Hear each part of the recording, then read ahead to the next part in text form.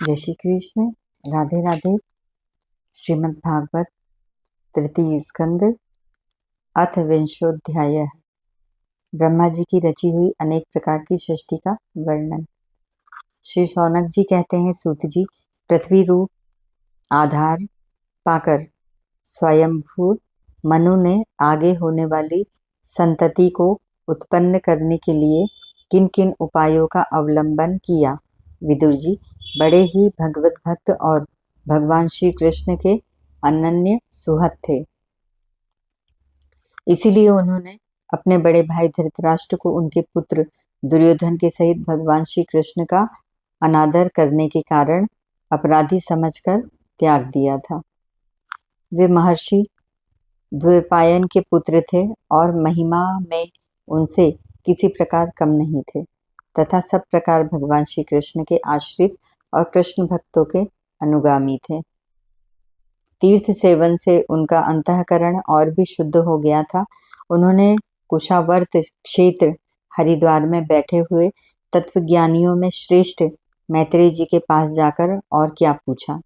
सूत जी, उन दोनों में वार्तालाप होने पर श्री हरि के चरणों से संबंध रखने वाली बड़ी पवित्र कथाएं हुई होगी, जो उन्हीं चरणों से निकले हुए गंगाजल के समान संपूर्ण पापों का नाश करने वाली होगी। सूत जी, आपका मंगल हो। आप हमें भगवान की वे पवित्र कथाएं सुनाइए। प्रभु के उदार चरित्र को कीर्तन करने योग्य होते हैं। भला ऐसा कौन रसिक होगा जो श्रीहरि के लीलामृत का पान करते करते तृप्त हो जाए। नैमिषारण्यवासी मुनियों के इस प्रकार पूछने पर उग्र श्रवा सूत जी ने भगवान में चित्त लगाकर उनसे कहा, सुनिए। सूत जी ने कहा, मुनिगण, अपनी माया से वराह रूप धारण करने वाले श्रीहरि की रसातल से पृथ्वी को निकालने और खेल में ही तिरस्कार पूर्वक हिरण्याक्ष को मार डालने की लीला सुनकर विदुर जी को बड़ा आनंद हुआ और उन्होंने मुनिवर मैत्रेय जी से कहा। विदुर जी ने कहा, ब्राह्मण, आप परोक्ष विषयों को भी जानने वाले हैं, अतः यह बताइए कि प्रजापतियों के पति ब्रह्मा जी ने मारीचि आदि प्रजापतियों को उत्पन्न करके फिर सृष्टि को बढ़ाने के लिए क्या किया। मारीचि आदि मुनीश्वरों ने और स्वयंभू मनु ने भी ब्रह्मा जी की आज्ञा से किस प्रकार प्रजा की वृद्धि की। क्या उन्होंने इस जगत को पत्नियों के सहयोग से उत्पन्न किया या अपने अपने कार्य में स्वतंत्र रहकर अथवा सबने एक साथ मिलकर इस जगत की रचना की। श्री मैत्रेय जी ने कहा, विदुर जी, जिसकी गति को जानना अत्यंत कठिन है, उस जीवों के प्रारब्ध, प्रकृति के नियंता पुरुष और काल, इन तीन हेतुओं से तथा भगवान की सन्निधि से त्रिगुणमय प्रकृति में क्षोभ होने पर उससे महत्व उत्पन्न हुआ। देव की प्रेरणा से रजः प्रधान महत्व से वैकारिक, सात्विक, राजस और तामस तीन प्रकार का अहंकार उत्पन्न हुआ। प्रकट किए वे सब अलग अलग रहकर भूतों के कार्य रूप ब्रह्मांड की रचना नहीं कर सकते थे। इसलिए उन्होंने भगवान की शक्ति से परस्पर संगठित होकर एक सुवर्ण वर्ण अंड की रचना की। वह अंड चेतना शून्य अवस्था में 1000 वर्षों से भी अधिक समय तक कारणाब्धि के जल में पड़ा रहा। फिर उसमें श्री भगवान ने प्रवेश किया। उसमें अधिष्ठित होने पर उनकी नाभि से सहस्र सूर्यों के समान अत्यंत दैदीप्यमान एक कमल प्रकट हुआ, जो संपूर्ण जीव समुदाय का आश्रय था। उसी से स्वयं ब्रह्मा जी का भी आविर्भाव हुआ। जब ब्रह्मांड के गर्भरूप जल में शयन करने वाले श्री नारायण देव ने ब्रह्मा जी के अंतःकरण में प्रवेश किया, तब वे पूर्व कल्पों में अपने ही द्वारा निश्चित की हुई नाम रूपमयी व्यवस्था के अनुसार लोगों की रचना करने लगे। सबसे पहले उन्होंने अपनी छाया से तामिश्र, अंधतामिश्र, तम मोह और महामोह यूं 5 प्रकार की अविद्या उत्पन्न की। ब्रह्मा जी को अपना वह तमोमय शरीर अच्छा नहीं लगा, अतः उन्होंने उसे त्याग दिया। तब जिससे भूख प्यास की उत्पत्ति होती है, ऐसे रात्रि रूप उस शरीर को उसी से उत्पन्न हुए यक्ष और राक्षसों से ग्रहण कर लिया। उस समय भूख प्यास से अभिभूत होकर वे ब्रह्मा जी को खाने को दौड़ पड़े और कहने लगे, इसे खा जाओ, इसकी रक्षा मत करो, क्योंकि वे भूख प्यास से व्याकुल हो रहे थे। ब्रह्मा जी ने घबराकर उनसे कहा, अरे यक्ष राक्षसों, तुम मेरी संतान हो, इसीलिए मुझे भक्षण मत करो, मेरी रक्षा करो। उनमें से जिन्होंने कहा खा जाओ वे यक्ष हुए, और जिन्होंने कहा रक्षा मत करो वे राक्षस कहलाए। फिर ब्रह्मा जी ने सात्विकी की प्रभा से देदीप्यमान होकर मुख्य मुख्य देवताओं की रचना की। उन्होंने क्रीड़ा करते हुए ब्रह्मा जी के त्यागने पर उनका वह दिन रूप प्रकाशमय शरीर ग्रहण कर लिया। इसके पश्चात ब्रह्मा जी ने अपने जघन देश से कामासक्त आसुरों को उत्पन्न किया। वे अत्यंत कामलोलुप होने के कारण उत्पन्न होते ही मैथुन के लिए ब्रह्मा जी की ओर चले। यह देखकर पहले तो वे हंसे, किंतु फिर उन निर्लज्ज असुरों को अपने पीछे लगा देख भयभीत और क्रोधित होकर बड़े जोर से भागे।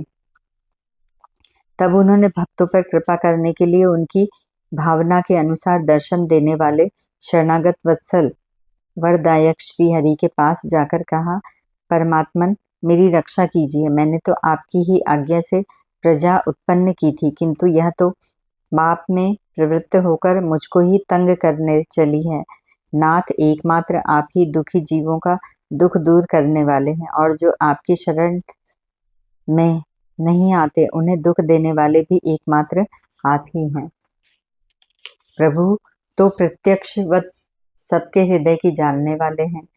उन्होंने ब्रह्मा जी की आतुरता देखकर कहा, तुम अपने इस कामक लुषित शरीर को त्याग दो। भगवान के यो कहते ही उन्होंने वह शरीर भी छोड़ दिया।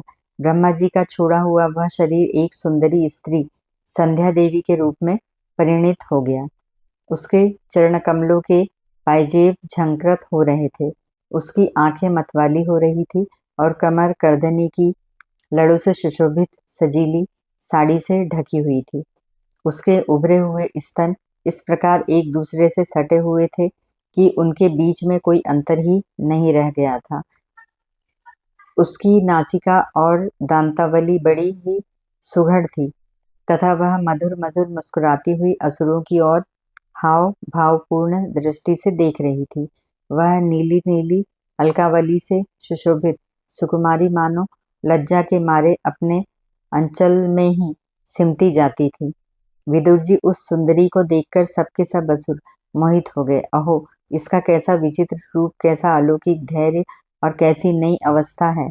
देखो, हम काम पीड़ितों के बीच में यह कैसी बेपरवाह सी विचर रही है।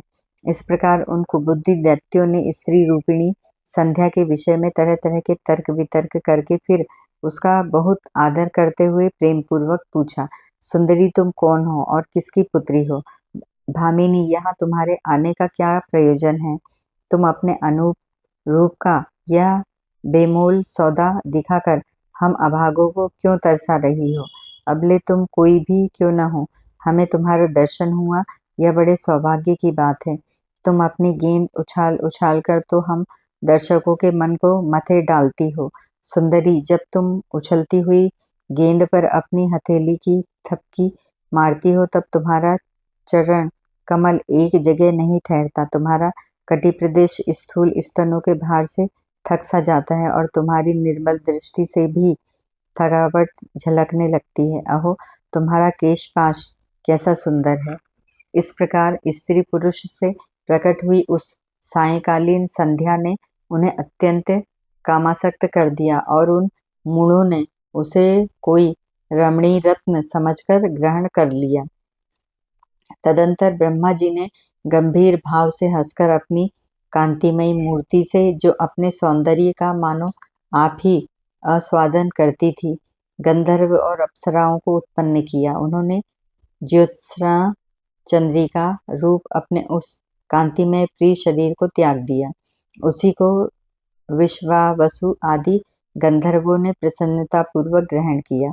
इसके पश्चात भगवान ब्रह्मा ने अपनी तंद्रा से भूत पिशाच उत्पन्न किए। उन्हें दिगंबर, वस्त्रहीन और बाल बेखेरे देख उन्होंने आंखें मूंद ली।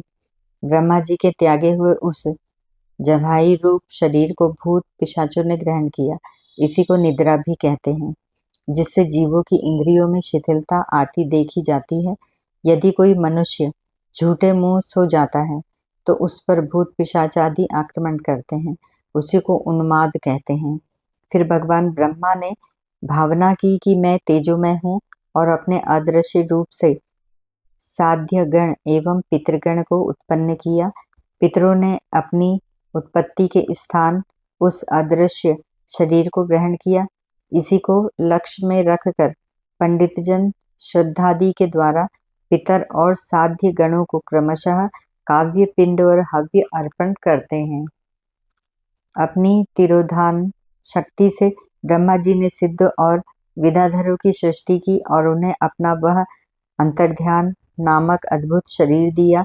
एक बार ब्रह्मा जी ने अपना प्रतिबिंब देखा, तब अपने को बहुत सुंदर मानकर उस प्रतिबिंब से किन्नर और किमपुरुष उत्पन्न किए। उन्होंने ब्रह्मा जी के त्याग देने पर उनका वह प्रतिबिंब शरीर ग्रहण किया। इसी से ये सब उषः काल में अपनी पत्नियों के साथ मिलकर ब्रह्मा जी के गुण कर्म आदि का गान किया करते हैं। एक बार ब्रह्मा जी सृष्टि की वृद्धि न होने के कारण बहुत चिंतित होकर हाथ पैर आदि अवयवों को फैलाकर लेट गए और फिर क्रोधवश उस भोगमय शरीर को त्याग दिया। उससे जो बाल झड़कर गिरे वे अही हुए तथा उसके हाथ पैर सिकोड़कर चलने से क्रूर स्वभाव सर्प और नाग हुए, जिनका शरीर फण रूप से कंधे के पास बहुत फैला होता है। एक बार ब्रह्मा जी ने अपने को कृतकृत्य सा अनुभव किया। उस समय अंत में उन्होंने अपने मन में मनुओं की सृष्टि की। ये सब प्रजा की वृद्धि करने वाले हैं। मनस्वी ब्रह्मा जी ने उनके लिए अपना पुरुषाकार शरीर त्याग दिया। मनुओं को देखकर उनसे पहले उत्पन्न हुए देवता गंधर्वादी ब्रह्मा जी की स्तुति करने लगे। वे बोले, विश्वकर्मा ब्रह्मा जी, आपकी यह मनुओं की सृष्टि बड़ी ही सुंदर है। इसमें अग्निहोत्र आदि सभी कर्म प्रतिष्ठित हैं। इसकी सहायता से हम भी अपना अनन्य हविर्भाग ग्रहण कर सकेंगे। फिर आदि ऋषि ब्रह्मा जी ने इंद्रिय संयम पूर्वक तप विधा योग और समाधि से संपन्न हो अपनी प्रिय संतान ऋषिगण की रचना की और उनमें से प्रत्येक को अपने समाधि योग ऐश्वर्य तप विधा और वैराग्यमय शरीर का अंश दिया। इति श्रीमद्भागवते महापुराणे परमहंसायां संहितायां तृतीय स्कंदे विंशोऽध्यायः। हरि ओम तत्सत्।